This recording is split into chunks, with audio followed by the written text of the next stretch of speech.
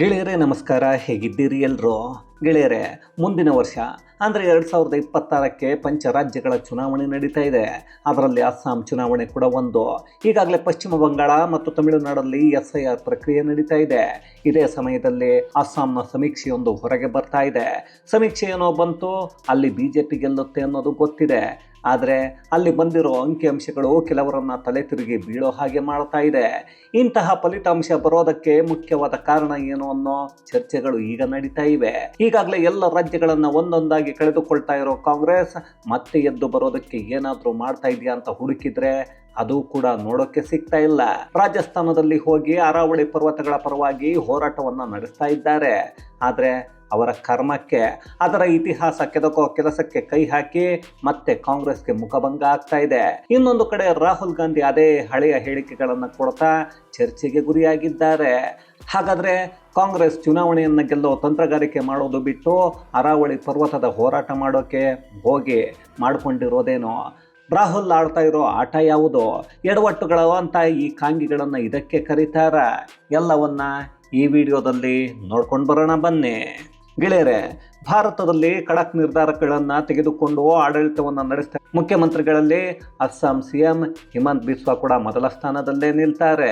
ಕಾಂಗ್ರೆಸ್ ಅಲ್ಲಿ 25 ವರ್ಷ ಇದ್ದು ನಂತರ BJPಗೆ ಬಂದಿದ್ರು.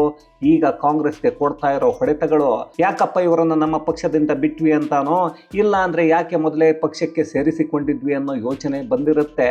ಈಗಾಗಲೇ ಹಿಮಂತ ಬಿಸ್ವಾ ಶರ್ಮಾ ಹೇಳಿರೋ ಹಾಗೆ ಕಾಂಗ್ರೆಸ್ ಪಕ್ಷದಲ್ಲಿ 25 ವರ್ಷ ಕೈಲಾಗದ ರಾಹುಲ್ ಗಾಂಧಿಗೆ ಜೈ ಅಂದುಕೊಂಡು ಓಡಾಡಿದ್ದೆ. ಅಲ್ಲಿ ದೇಶ ಪ್ರೇಮಿಯಾಗಿ ಭಾರತ ಮಾತಾಕಿ ಜೈ ಅನ್ನೋದಕ್ಕೂ ಅವಕಾಶ ಇರಲಿಲ್ಲ. ಅಂತಹ ಪಕ್ಷಕ್ಕಾಗಿ ನನ್ನ 25 ವರ್ಷ ಸಮಯ ವ್ಯರ್ಥ ಆಯ್ತಲ್ಲ ಅನ್ನೋ ನೋವು ನನಗೆ ಇದ್ದೇ ಇರುತ್ತೆ ಅಂತ. ಈಗ ನೋಡಿದ್ರೆ ಬಾಂಗ್ಲಾ ಅಕ್ರಮ ನಿವಾಸಿಗಳಿಂದ ಅಸ್ಸಾಂ ಡೆಮೋಗ್ರಫಿ ಹಾಳಾಗಿದೆ ಅನ್ನೋದು ಗೊತ್ತಿರೋ ಹಿಮಂತ ಬಿಸ್ವಾ ಅಕ್ರಮ ವಲಸಿಗರನ್ನ ಹೊರಗಟ್ಟೋ ಕೆಲಸವನ್ನ ಮಾಡ್ತಾ ಇದ್ದಾರೆ. ಇವರಿಗೆ ಮೂಲ ನಿವಾಸಿಗಳ ಬೆಂಬಲ ಇದೆ ಅನ್ನೋದು ನಿಜ. ಆದರೆ ಅಸ್ಸಾಮಲ್ಲಿ 60% ಹಿಂದೂಗಳು, 40% ಮುಸಲ್ಮಾನರು ಇರೋದ್ರಿಂದ ಡೆಮೋಗ್ರಫಿ ಬಹಳಷ್ಟು ಬದಲಾವಣೆ ಆಗಿರೋದ್ರಿಂದ ಅಸ್ಸಾಂ ಕತೆ ಏನಾಗುತ್ತೆ ಅನ್ನೋದು ನಿಜ ದೇಶ ಪ್ರೇಮಿಗಳಿಗೆ ಇದ್ದೇ ಇತ್ತು. ಈಗ ಮೊದಲ ಸಮೀಕ್ಷೆ ಹೊರಗೆ ಬಿದ್ದಿದೆ.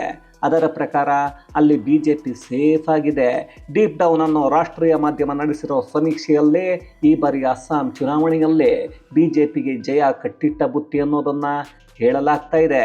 126 ಕ್ಷೇತ್ರಗಳಲ್ಲಿ 64 ಸೀಟುಗಳನ್ನು ಪಡ್ಕೊಂಡ್ರೆ ಅಧಿಕಾರವನ್ನು ಹಿಡಿಯೋಕೆ ಅರ್ಹರಾಗಿರ್ತಾರೆ. ಇದರಲ್ಲಿ BJP 75 ಕ್ಷೇತ್ರಗಳನ್ನು ಗೆದ್ದುಕೊಂಡ್ರೆ ಕಾಂಗ್ರೆಸ್ 38 ಸೀಟುಗಳಲ್ಲಿ, BPF 10 ಹಾಗೆಯೇ AIUDF 3 ಕ್ಷೇತ್ರಗಳನ್ನು ಗೆದ್ದುಕೊಳ್ಳಬಹುದು ಅನ್ನೋದನ್ನ ಈ ಸಮೀಕ್ಷೆ ಹೇಳ್ತಾ ಇದೆ. ಇದೇ ಅಂತಿಮ ಫಲಿತಾಂಶದಲ್ಲಿ ನಿಜ ಆದರೆ ಸತತ 3ನೇ ಬಾರಿ BJP ಅಧಿಕಾರವನ್ನು ಹಿಡಿದು ಇತಿಹಾಸವನ್ನು ಬರೆದ ಹಾಗೆ ಆಗತ್ತೆ. ಆಗ BJPಗೆ ಅಸ್ಸಾಂ ಮತ್ತೊಂದು ಭದ್ರಕೋಟೆಯಂತೆ ಆಗಿ ಹೋಗುತ್ತೆ. ಜೊತೆಗೆ ನಾವು ಚಿಕನ್ ನೆಕ್ ಮೇಲೆ ಕಣ್ಣನ್ನು ಇಟ್ಟಿದ್ದೀವಿ, ಅದನ್ನು ಕತ್ತರಿಸಿ 7 ಸಿಸ್ಟರ್ಸ್ಗಳನ್ನು ಬೇರೆ ಮಾಡ್ತೀವಿ, ಗ್ರೇಟರ್ ಬಾಂಗ್ಲಾದೇಶ ಮಾಡಿಕೊಳ್ತೀವಿ ಅಂತ ನಾಲಿಗೆಯನ್ನು ಹರಿಬಿಡ್ತಾ ಇರೋ ವಿಷಜಂತುಗಳಿಗೆ ಮುಟ್ಟಿದ್ರೆ ತಟ್ಟಿ ಬಿಡ್ತೀವಿ ಅನ್ನೋ ಸಂದೇಶ ರವಾನೆ ಆಗತ್ತೆ. ಆದರೂ ಒಂದು ವಿಚಾರ ಗೊತ್ತಾಗ್ತಾ ಇಲ್ಲ. ಇಲ್ಲಿ ಯಾವ ಒಂದಷ್ಟು ವಿಷಜಂತುಗಳು ಭಾರತದ ಈಶಾನ್ಯರ 7 ಸಿಸ್ಟರ್ಸ್ಗಳನ್ನು ಬೇರ್ಪಡಿಸಿ ನಮ್ಮ ದೇಶಕ್ಕೆ ಸೇರಿಸಿಕೊಳ್ತೀವಿ ಅಂತ ಬೊಗಳೆಯನ್ನು ಬಿಡ್ತಾ ಇರುತ್ತವೆ. ಆದರೆ ಆ 7 ಸಿಸ್ಟರ್ಸ್ಗಳನ್ನು ಕಾಯೋಕೆ 21 ಬ್ರದರ್ಸ್ ಇದ್ದಾರೆ ಅನ್ನೋದನ್ನು ಮರೆತ ಹಾಗೆ ಕಾಣಿಸುತ್ತೆ. ಅದೇ ಕಾರಣಕ್ಕೆ ಈಗ 7 ಸೋದರಿಯರಿಗೆ ಅದೆಂತ ರಕ್ಷಣೆ ಸಿಗ್ತಾ ಇದೆ ಅನ್ನೋದು ಈಗಿನ ಅಲ್ಲಿನ ಪರಿಸ್ಥಿತಿಯನ್ನು ನೋಡಿದ್ರೆ ಮಾತ್ರ ಗೊತ್ತಾಗತ್ತೆ. ಈಗ 21 ಬ್ರದರ್ಸ್ ಆರಾಮಾಗಿರಿ, ನಾನಿದ್ದೀನಿ ಅನ್ನೋ ಭರವಸೆಯನ್ನ ಹಿಮಂತ ಬಿಸ್ವಾ ಶರ್ಮಾ ಕೊಡ್ತಾ ಇದ್ದಾರೆ. ಈಗ ಬರ್ತಾ ಇರೋ ಸಮೀಕ್ಷೆಯ ಅಂತಿಮ ಲೆಕ್ಕವನ್ನು ಕೊಡೋದಕ್ಕೂ ಮೊದಲು ಪ್ರಾಂತ್ಯವಾರು ಲೆಕ್ಕಾಚಾರವನ್ನ ಈ ಸಂಸ್ಥೆ ನಡೆಸಿದೆ. ಅದರಲ್ಲಿ ಅಪ್ಪರ್ ಅಸ್ಸಾಂನಲ್ಲಿ 56 ಕ್ಷೇತ್ರಗಳಿವೆ. ಅಲ್ಲಿ ಪ್ರಾಬಲ್ಯ ಮೆರೆಯೋದು BJP. ಅಲ್ಲಿರೋ 56 ಕ್ಷೇತ್ರಗಳಲ್ಲಿ ಸುಮಾರು 43 ಕ್ಷೇತ್ರಗಳನ್ನು BJP ಗೆದ್ದುಕೊಂಡ್ರೆ 13 ಕ್ಷೇತ್ರಗಳನ್ನು ಕಾಂಗ್ರೆಸ್ ಗೆದ್ದುಕೊಳ್ಳಬಹುದು ಅನ್ನೋದನ್ನ ಹೇಳಲಾಗ್ತಾ ಇದೆ. ಅಲ್ಲಿಗೆ BJP ಮತ್ತು ಕಾಂಗ್ರೆಸ್ ಮಧ್ಯೆ ದೊಡ್ಡ ಮಟ್ಟದ ವ್ಯತ್ಯಾಸ ಇರೋದು ಕಾಣಿಸ್ತಾ ಇದೆ. ಇಷ್ಟೊಂದು ದೊಡ್ಡ ಮಟ್ಟದ ಅಂತರಕ್ಕೆ ಕಾರಣ ಏನು ಅನ್ನೋದನ್ನ ಅದೇ ಸಮೀಕ್ಷೆಯನ್ನ ನಡೆಸಿರೋ ಡೀಪ್ ಡೌನ್ ಹೇಳ್ತಾ ಇದೆ. ಮೊದಲನೆಯದ್ದಾಗಿ BJPಯನ್ನ ಕೈ ಹಿಡಿತಾ ಇರೋದು ಮೋದಿ ಅಲೆ. ಅದರಲ್ಲಿ ಕೇಂದ್ರ ಸರ್ಕಾರದ ಅರುಣೋದಯ, PM ಆವಾಸ್ ಯೋಜನೆ, ಉಜ್ವಲ ಯೋಜನಾ, ಜಲಜೀವನ್ ಹಾಗೆ ನೇರ ಹಣ ವರ್ಗಾವಣೆಯಂತಹ ಯೋಜನೆಗಳು ದೊಡ್ಡ ಮಟ್ಟದ ಪ್ರಭಾವವನ್ನು ಬೀರ್ತಾ ಇವೆ. ಅದರಲ್ಲೂ ಮುಖ್ಯವಾಗಿ ಇಂತಹ ಉತ್ತಮವಾದ ಯೋಜನೆಗಳಿಂದ ಅಲ್ಲಿನ ಮಹಿಳೆಯರು BJP ಪಕ್ಷದ ಜೊತೆ ಗಟ್ಟಿಯಾಗಿ ನಿಂತುಕೊಂಡಿದ್ದಾರೆ. ಇನ್ನು ನಗರಗಳಲ್ಲೂ ಮೋದಿ ಅಲೆ ಅನ್ನೋದು ದೊಡ್ಡ ಮಟ್ಟದಲ್ಲಿ ಇದೆ. ಅಲ್ಲಿ ಚಿಕ್ಕ ಪುಟ್ಟ ಅಸಮಾಧಾನ ಇದ್ರೂ ಅದಕ್ಕೆ ಜನರು ತಲೆಯನ್ನ ಕೆಡಿಸಿಕೊಳ್ಳೋದಿಲ್ಲ. ಯಾಕಂದ್ರೆ ಈಗಾಗಲೇ ಅಲ್ಲಿನ ಡೆಮೋಗ್ರಫಿ ಬದಲಾವಣೆಯಿಂದ ಆಗ್ತಾ ಇರೋ ಬೆಳವಣಿಗೆಗಳನ್ನ ಜನರು ಅರ್ಥ ಮಾಡಿಕೊಂಡು ಹಿಂದೂಗಳೆಲ್ಲ ದೊಡ್ಡ ಮಟ್ಟದಲ್ಲಿ ಒಗ್ಗಟ್ಟಾಗಿದ್ದಾರೆ. ಇನ್ನು ಒಂದು ಮುಖ್ಯವಾದ ಕಾರಣ ಅಂದ್ರೆ ದಿನಗೂಲಿ ಮತ್ತು ಟೀ ಎಸ್ಟೇಟ್ ಕಾರ್ಮಿಕರಿಗೆ ಹಿಂದೆ ಇದ್ದ ಸಂಬಳ ಮತ್ತು ಒಂದಷ್ಟು ಸಮಸ್ಯೆಗಳನ್ನ ಹಿಮಂತ ಬಿಸ್ವಾ ಸರ್ಕಾರ ಯಶಸ್ವಿಯಾಗಿದೆ. ಕೂಲಿ ಹೆಚ್ಚಳ, ವಸತಿ ಸೌಲಭ್ಯ, ಎಲ್ಲರಿಗೂ ಪಡಿತರ ಪೂರೈಕೆ, ಹೀಗೆ ಅಸ್ಸಾಂ ಜನರ ಜೀವನ ಮಟ್ಟವನ್ನು ಸುಧಾರಣೆ ಮಾಡೋದ್ರಲ್ಲಿ ಅಲ್ಲಿನ ಸರ್ಕಾರ ಗೆದ್ದಿರೋದ್ರಿಂದ ಜನರ ಜೀವನ ಮಟ್ಟ ಸುಧಾರಿಸಿದೆ. ಅದೇ ಕಾರಣಕ್ಕೆ ಕೈಲಾಗದ ಕಾಂಗ್ರೆಸ್ ಯಾವನಿಗೆ ಬೇಕೋ ಅಂತ ಬಿಜೆಪಿ ಕಡೆಗೆ ಒಲವನ್ನ ತೋರಿಸ್ತಾ ಇದ್ದಾರೆ. ಬಹಳಷ್ಟು ರಾಜ್ಯಗಳಲ್ಲಿ ವರ್ಗಗಳ ಆಧಾರದ ಮೇಲೆ ಮತಗಳು ನಿರ್ಧಾರ ಆಗುತ್ತವೆ. ಅದೇ ಅಸ್ಸಾಂನಲ್ಲಿ ವರ್ಗಗಳನ್ನ ದಾಟಿ ಹಿಂದೂ ಅನ್ನೋ ಒಂದು ಅಂಶ ಬಿಜೆಪಿಯ ಕೈ ಹಿಡಿತಾ ಇದೆ ಅನ್ನೋದು ಸಮೀಕ್ಷೆಯಲ್ಲಿ ಹೊರಗೆ ಬರ್ತಾ ಇದೆ. ಈ ಸಮೀಕ್ಷೆಯಲ್ಲಿ ಹೊರಬಂದಿರೋ ಮತ್ತೊಂದು ಅತಿ ಮುಖ್ಯವಾದ ಅಂಶ ಅಂದ್ರೆ ಅದು ಅಭಿವೃದ್ಧಿ. ರಸ್ತೆಗಳು, ಮೆಡಿಕಲ್ ಕಾಲೇಜುಗಳು, ಸೇತುವೆ, ಹೀಗೆ ಅಸ್ಸಾಂಗೆ ಅತ್ಯಾಧುನಿಕತೆಯ ಪರಿಚಯ. ನಗರಗಳನ್ನ ಮೇಲ್ದರ್ಜೆಗೆ ತೆಗೆದುಕೊಂಡು ಹೋಗಿರೋದು ಕೂಡ ರಾಜ್ಯದ ಜನರನ್ನ ಸೆಳೆಯೋದ್ರಲ್ಲಿ ಯಶಸ್ವಿ ಆಗ್ತಾ ಇದೆ. ಇನ್ನು ದಕ್ಷಿಣ ಅಸ್ಸಾಂ ನೋಡಿದ್ರೆ ಕಾಂಗ್ರೆಸ್ ಮತ್ತು ಇತರೆ ಪಕ್ಷಗಳಿಗೆ ದೊಡ್ಡ ಮಟ್ಟದಲ್ಲಿ ಯಾವುದು ಸಿಗ್ತಾ ಇಲ್ಲ ಅನ್ನೋದು ಕಾಣಿಸ್ತಾ ಇದೆ. ಆದ್ರೆ ಯಾವುದೇ ಪಕ್ಷ ಬಿಜೆಪಿಯನ್ನ ಮೀರಿಸುವಷ್ಟು ದೊಡ್ಡದಾಗಿ ಇಲ್ಲ ಅನ್ನೋದು ಕಾಣಿಸ್ತಾ ಇದೆ. ದಕ್ಷಿಣ ಅಸ್ಸಾಂನಲ್ಲಿರೋ 50 ಕ್ಷೇತ್ರಗಳಲ್ಲಿ ಬಿಜೆಪಿ 20, ಕಾಂಗ್ರೆಸ್ 17, ಇತರೆ 13 ಕ್ಷೇತ್ರಗಳಲ್ಲಿ ಗೆಲ್ಲೋ ಸಾಧ್ಯತೆಗಳು ಇವೆ. ದೊಡ್ಡ ಮಟ್ಟದಲ್ಲಿ ಡೆಮೋಗ್ರಫಿ ಬದಲಾವಣೆ ಆಗಿರೋದು ಇದೇ ದಕ್ಷಿಣ ಅಸ್ಸಾಂನಲ್ಲಿ. ಅದೇ ಕಾರಣಕ್ಕೆ ಅಲ್ಲಿ ಕಾಂಗ್ರೆಸ್ ಮತ್ತು AUDFಗೆ ವರ ಆಗ್ತಾ ಇದೆ. ಈ ಭಾಗದಲ್ಲಿ ನಗರ ಪ್ರದೇಶದಲ್ಲಿರೋ ಜನರು ಬಿಜೆಪಿ ಪರ ಇದ್ರೆ ಇನ್ನುಳಿದವರು ಬಿಜೆಪಿಗೆ ವಿರುದ್ಧವಾಗಿ ಪಕ್ಷಗಳನ್ನು ಆಯ್ಕೆ ಮಾಡಿಕೊಳ್ತಾರೆ. ಕಳೆದ ಬಾರಿ ಚುನಾವಣೆಯಲ್ಲಿ ಕಾಂಗ್ರೆಸ್ ಮತ್ತು ಪ್ರಾದೇಶಿಕ ಪಕ್ಷಗಳು ಸೇರಿ UPA 29 ಮತ್ತು NDA 21 ಸೀಟುಗಳನ್ನು ಗೆದ್ದುಕೊಂಡಿದ್ವು. ಆದರೆ ಈ ಬಾರಿ ಬಿಜೆಪಿ ಮುಂದೆ ಇದೆ. ಅದೇ ಕಾರಣಕ್ಕೆ ಹಿಮಂತ ಬಿಸ್ವಾ ಶರ್ಮಾ ಒಂದು ಮಾತು ಹೇಳಿದ್ದಾರೆ. ನಾನು ಮುಸ್ಲಿಂ ಸಮುದಾಯಕ್ಕೆ, ಅದರಲ್ಲೂ ವಿಶೇಷವಾಗಿ ಮಿಯಾ ಮುಸ್ಲಿಮರಿಗೆ 10,000 ಅಲ್ಲ, 1 ಲಕ್ಷ ರೂಪಾಯಿ ಕೊಟ್ಟರು ಅವರು ನನಗೆ ಮತವನ್ನು ಹಾಕಲ್ಲ. ಅವರ ಮತದಾನ ಏನಿದ್ರು ಕಲ್ಯಾಣ ಯೋಜನೆ ಮತ್ತು ಅಭಿವೃದ್ಧಿಗಳ ಮೇಲೆ ಅಲ್ಲ, ಬದಲಾಗಿ ತಾತ್ವಿಕ ನಂಬಿಕೆಗಳ ಆಧಾರದ ಮೇಲೆ ಅಂತ ಮೊನ್ನೆ ತಾನೇ ಹೇಳಿದ್ರು. ಇನ್ನು ಅಸ್ಸಾಂನ ಚಿಕ್ಕ ಪ್ರಾಂತ್ಯ ಅಂದ್ರೆ ಬ್ಯಾರಕ್ ವ್ಯಾಲಿ, ಅಲ್ಲೂ ಕೂಡ ಬಿಜೆಪಿ ಮೇಲುಗೈ ಸಾಧಿಸ್ತಾ ಇದೆ ಅನ್ನೋದನ್ನ ಈ ಸಮೀಕ್ಷೆ ಹೇಳ್ತಾ ಇದೆ. ಅಲ್ಲಿರೋ 20 ಕ್ಷೇತ್ರಗಳಲ್ಲಿ ಬಿಜೆಪಿ 12, ಕಾಂಗ್ರೆಸ್ 8 ಕ್ಷೇತ್ರಗಳನ್ನ ಗೆದ್ದುಕೊಳ್ಳುತ್ತವೆ. ಹಾಗಂತ ಈ ಭಾಗದಲ್ಲಿ ಹಿಂದೂಗಳೇ ಅತ್ಯಂತ ಹೆಚ್ಚಾಗಿದ್ದಾರಾ ಅಂದ್ರೆ ಖಂಡಿತ ಇಲ್ಲ. ಅಲ್ಲೂ ಡೆಮೋಗ್ರಫಿ ಬದಲಾವಣೆ ಅನ್ನೋದು ದೊಡ್ಡ ಮಟ್ಟದಲ್ಲಿ ಆಗಿದೆ. ಅಲ್ಲಿ ಸದ್ಯಕ್ಕೆ 50% ಹಿಂದೂಗಳು ಮತ್ತು 40% ಮುಸ್ಲಿಮರಿದ್ದಾರೆ. ಇಷ್ಟೆಲ್ಲ ಆದರೂ ಹಿಂದೂಗಳು ಒಗ್ಗಟ್ಟನ್ನು ತೋರಿಸ್ತಾ ಇರೋದ್ರಿಂದ ಬಿಜೆಪಿ ಮುಂದಿದೆ.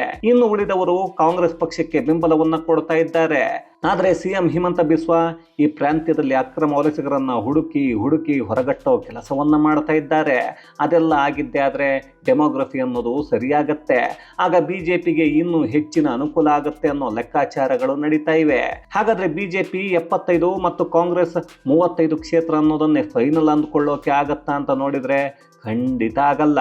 ಯಾಕಂದ್ರೆ ಕಾಂಗ್ರೆಸ್ಗೆ ಕೈ ಕೊಡೋ ಮತ್ತೊಂದು ಅಂಶ ಹೊರಗೆ ಬರ್ತಾ ಇದೆ. ಅದೇನಂದ್ರೆ ಈ ಬಾರಿ ಕಾಂಗ್ರೆಸ್ನ ಮಿತ್ರ ಪಕ್ಷ, ಅತಿ ನಂಬಿಕೆಯ ಪಕ್ಷ AUDF ಪ್ರತ್ಯೇಕವಾಗಿ ಚುನಾವಣೆಯನ್ನು ಎದುರಿಸ್ತಾ ಇರೋದು. ಈ ಪಕ್ಷದ ಟಾರ್ಗೆಟ್ ಏನಿದ್ರು ಮುಸ್ಲಿಮರ ಮತಗಳು. ಬಿಹಾರ ಚುನಾವಣೆಯ ಫಲಿತಾಂಶ ಬಂದ ಮೇಲೆ ತಮ್ಮದೇ ಸಮುದಾಯದ ಬಗ್ಗೆ ಯೋಚನೆ ಮಾಡಿರೋ AUDF ಅಸ್ಸಾಂ ಮುಸ್ಲಿಮರ ಮತಗಳನ್ನೆಲ್ಲ ಸೆಳೆಯೋ ತಂತ್ರಗಾರಿಕೆಯನ್ನು ಮಾಡಿಕೊಂಡಿದೆ. ಅದಕ್ಕೆ OWೈಸಿ ಕೂಡ ಅಸ್ಸಾಂಗೆ ಬಂದು ನಮ್ಮ ಪರವಾಗಿ ಪ್ರಚಾರವನ್ನು ಮಾಡಬೇಕು ಅಂತ ಕೇಳ್ಕೊಳ್ತಾ ಇದ್ದಾರೆ. ಅವರು ಗೆದ್ದು ಅಧಿಕಾರ ಹಿಡಿಯೋಕೆ ಆಗಲ್ಲ ಅನ್ನೋದು ಅವರಿಗೂ ಗೊತ್ತಿದೆ. ಅದೇ ಕಾರಣಕ್ಕೆ ಬಿಜೆಪಿ ಅಧಿಕಾರವನ್ನು ಹಿಡಿಯುತ್ತೆ, ನಾವು ವಿಪಕ್ಷದಲ್ಲಾದರೂ ಇರಬೇಕು ಅನ್ನೋ ಯೋಚನೆಯನ್ನು ಮಾಡಿಕೊಂಡಿದ್ದಾರೆ. ಅಲ್ಲಿಗೆ ಕೈಲಾಗದ ಕಾಂಗ್ರೆಸ್ ವಿಪಕ್ಷದಲ್ಲಿರೋದಕ್ಕೂ ಯೋಗ್ಯತೆ ಇಲ್ಲ ಅನ್ನೋದನ್ನ ಇಲ್ಲಿಯವರೆಗೂ ನಂಬಿಕೆ ಇದ್ದ ಮಿತ್ರ ಪಕ್ಷವೇ ಹೇಳಿಕೊಳ್ತಾ ಇದೆ. ಅಪ್ಪಿತಪ್ಪಿ ಕಾಂಗ್ರೆಸ್ ನನಗೂ ಪ್ರಾಬಲ್ಯ ಇದೆ ಅನ್ನೋದನ್ನ ತೋರಿಸೋಕೆ ಹೋದ್ರೆ ಅಲ್ಲಿ ಮತಗಳ ವಿಂಗಡಣೆ ಆಗತ್ತೆ ಅಷ್ಟೇ. ಅದು ಕೂಡ ಬಿಜೆಪಿಗೆ ದೊಡ್ಡ ಮಟ್ಟದ ಲಾಭ ಆಗತ್ತೆ.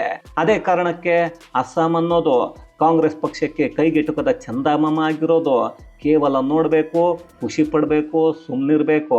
ಎಲ್ಲ ಅಂಕಿಅಂಶಗಳು, ಲೆಕ್ಕಾಚಾರಗಳು ಹೊರಗೆ ಬರ್ತಾ ಇವೆ. ಸರಿ, ಈಗಲಾದರೂ ಕಾಂಗ್ರೆಸ್ ನಿದ್ರೆಯಿಂದ ಎದ್ದಿದೆಯಾ ಅಂತ ನೋಡೋಕೆ ಹೋದರೆ ಸದ್ಯಕ್ಕೆ ಈಗಾಗಲೇ ಕಳೆದುಕೊಂಡಿರೋ ರಾಜಸ್ಥಾನದಲ್ಲಿ ಹೊಸ ವಿಚಾರವನ್ನು ಕೈಗೆತ್ತಿಕೊಳ್ಳೋಕೆ ಮುಂದಾಗಿದ್ದಾರೆ. ಅರಾವಳಿ ಪರ್ವತಗಳಲ್ಲಿ ಬಿಜೆಪಿ ಗಣಿಗಾರಿಕೆಯನ್ನ ಮಾಡೋಕೆ ಮುಂದಾಗ್ತಾ ಇದೆ. ಇದರಿಂದ ಪರಿಸರಕ್ಕೆ ಹಾನಿಯಾಗುತ್ತೆ ಅಂತ ಬೀದಿಗಿಳಿದು ಪ್ರತಿಭಟನೆ ಮಾಡ್ತಾ ಇದ್ದಾರೆ. ಇಲ್ಲಿ ವಾಸ್ತವ ಯಾವುದು ಅನ್ನೋದನ್ನ ಸರಿಯಾಗಿ ನೋಡಿದ್ರೆ ಅರಾವಳಿ ಪರ್ವತಕ್ಕೆ ದೊಡ್ಡ ಮಟ್ಟದಲ್ಲಿ ಕಂಟಕ ತಂದಿದ್ದೆ ಕಾಂಗ್ರೆಸ್ ಸರ್ಕಾರ. ಈ ಹಿಂದೆ 2002ರಲ್ಲಿ ಕಾಂಗ್ರೆಸ್ನ ಹಿರಿಯ ನಾಯಕ ಮತ್ತು ಮಾಜಿ ಸಿಎಂ ಅಶೋಕ್ ಗೆಹ್ಲೋಟ್ ಅವರ ಸಚಿವ ಸಂಪುಟ ಮೈನಿಂಗ್ ಮಾಡೋಕೆ ನಿರ್ಧಾರವನ್ನ ಮಾಡಿತ್ತು. ಅರಾವಳಿ ಪ್ರದೇಶದಲ್ಲಿ ಮೈನಿಂಗ್ ಮಾಡೋಕೆ 700 ಟೆಂಡರ್ ಕೊಡಲಾಗಿತ್ತು. 10,600 ಗುತ್ತಿಗೆ ಹರಾಜಾಗಿತ್ತು. 100 ಮೀಟರ್ ಎತ್ತರದಲ್ಲಿ ಸುಮಾರು 900 ಮೈನಿಂಗ್ಗಳು ಆರಂಭವಾಗಿದ್ವು. ಆಗ ಕನಿಷ್ಠ ಎತ್ತರವನ್ನು 80 ಮೀಟರ್ಗೆ ಇಳಿಸೋ ಕೆಲಸವನ್ನ ಅದೇ ಸರ್ಕಾರ ಮಾಡಿತ್ತು. ಅದನ್ನು ವಿರೋಧ ಮಾಡಿ ಎಷ್ಟೇ ದೂರುಗಳನ್ನು ಕೊಟ್ಟರು ಏನು ಪ್ರಯೋಜನ ಆಗಿರಲಿಲ್ಲ. ಈಗ ನೋಡಿದರೆ ಅರಾವಳಿ ಉಳಿಸಿ ಅಂತ ಪ್ರತಿಭಟನೆ ಮಾಡೋಕೆ ರೋಡಿಗಿಳಿದಿದ್ದಾರೆ. ಈ ಇತಿಹಾಸವನ್ನು ತಿಳಿದವರು ನಗೋಕೆ ಶುರು ಮಾಡಿದ್ದಾರೆ. ಗೊತ್ತಿಲ್ಲದವರು ಇಲ್ಲೇನಾಗ್ತಾ ಇದೆ ಅಂತ ನೋಡ್ತಾ ಇದ್ದಾರೆ. ಇನ್ನು ಒಂದಷ್ಟು ಜನರು ಈಗ ಪರಿಸರವಾದಿಗಳಾಗಿದ್ದಾರೆ. ಆದರೆ 2002ರಲ್ಲಿ ಇವರೆಲ್ಲ ಎಲ್ಲಿ ಹೋಗಿದ್ರು ಅನ್ನೋದು ಗೊತ್ತಿಲ್ಲ. ಮತ್ತೊಂದು ಕಡೆ ರಾಹುಲ್ ಭಾರತದ ಶಿಕ್ಷಣ ವ್ಯವಸ್ಥೆಯನ್ನ ಬಿಜೆಪಿ ಮತ್ತು RSS ಹಾಳು ಮಾಡ್ತಾ ಇವೆ ಅನ್ನೋ ಆರೋಪವನ್ನ ಮಾಡ್ತಾ ಇದ್ದಾರೆ. ಆದರೆ ಸಾಮಾನ್ಯ ಜ್ಞಾನ ಇರೋ ಯಾವನಾದರೂ ಇದನ್ನು ಒಪ್ಪಿಕೊಳ್ತಾನ ಅನ್ನೋದು ನಮಗೂ ಗೊತ್ತಿಲ್ಲದ ವಿಚಾರ. ಪಾಪ ಚಿಕ್ಕಂದಿನಲ್ಲೇ ವಿದೇಶಕ್ಕೆ ಹೋಗಿ ಅಲ್ಲೇ ಓದಿದವನಿಗೆ ಭಾರತದ ಶಿಕ್ಷಣ ವ್ಯವಸ್ಥೆ ಹೇಗೆ ಅರ್ಥ ಆಗತ್ತೆ ಹೇಳಿ. ಒಟ್ಟಿನಲ್ಲಿ ಕಾಂಗ್ರೆಸ್ ಅಧಿಕಾರದಲ್ಲಿದ್ದಾಗ ಹಾಳಾಗಿರೋದನ್ನ ಬೇರೆ ಸರ್ಕಾರ ಅಧಿಕಾರಕ್ಕೆ ಬಂದಾಗ ಅದೂ ಸರಿ ಇಲ್ಲ ಇದೂ ಸರಿ ಇಲ್ಲ ಅಂತ ಅವರೇ ತಂದಿದ್ದ ಅವರೇ ಮಾಡಿದ್ದ ಎಡವಟ್ಟುಗಳಿಗೆ ಅವರೇ ಪ್ರತಿಭಟನೆಯನ್ನು ಈಗ ಮಾಡಿಕೊಳ್ತಾ ಇದ್ದಾರೆ. ನಮಗೆ ಕಾಂಗ್ರೆಸ್ ಪಕ್ಷದಲ್ಲಿ ಮಾತ್ರ ಇಂಥದ್ದೆಲ್ಲ ನೋಡೋದಕ್ಕೆ ಸಿಗತ್ತೆ. ಇದಕ್ಕಿಂತ ದೊಡ್ಡ ವಿಪರ್ಯಾಸ ಇನ್ನೇನಾದರೂ ಭಾರತದಲ್ಲಿ ಬೇಕಾ? ಇದು ಗೆಳೆಯರೆ, ಕಾಂಗ್ರೆಸ್ ಅಸ್ಸಾಂನಲ್ಲಿ ಮಕಾಡಿ ಮಲಗಿಕೊಳ್ಳುತ್ತೆ ಅನ್ನೋದನ್ನು ಸಮೀಕ್ಷೆ ಹೇಳ್ತಾ ಇದ್ರೆ ಅದರ ಜ್ಞಾನವೂ ಇಲ್ಲದ ಕಾಂಗ್ರೆಸ್ ರಾಜಸ್ಥಾನದಲ್ಲಿ ಅವರೇ ಹಾಳು ಮಾಡಿ ಅನುಮತಿ ನೀಡಿರೋ ಅರಾವಳಿ ಪರ್ವತಗಳನ್ನು ಉಳಿಸಿ ಅಂತ ಅವರೇ ಈಗ ಪ್ರತಿಭಟನೆ ಮಾಡ್ತಾ ಇರೋದ್ರ ಕುರಿತಾದ ಒಂದಷ್ಟು ಮಾಹಿತಿ ಮತ್ತಷ್ಟು ವಿಶೇಷತೆಗಳೊಂದಿಗೆ ಮುಂದಿನ ವಿಡಿಯೋದಲ್ಲಿ ಭೇಟಿಯಾಗೋಣ. ಅಲ್ಲಿಯವರೆಗೂ ಕನ್ನಡವೇ ಸತ್ಯ, ಕನ್ನಡವೇ ನಿತ್ಯ.